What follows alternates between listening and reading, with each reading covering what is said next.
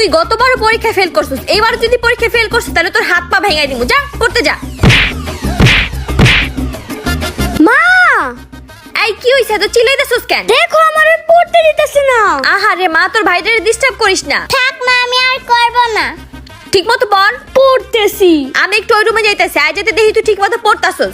টাঙ্গে টাঙ্গে টাঙ্গে টাঙ্গে। মা, এই কি হইছে? দেখো তোমার মাই আমারে পড়তে দিতেছে না। আহারে কত যে দুষ্টামি করে আমার মায়ের। আসো ভেরে পড়তে দাও, চলো। আই কই যাস? তোর না রেজাল্ট দিছে? ফেল? তোমার মাইয়ের লেগে তো ফেল করছি, সারাদিন খেলা মানে জ্বালায়। এবার তো শিওর ফেল করবো। আমার হাতের মায়ের থেকে কিভাবে বাঁচা যায়? আইডিয়া।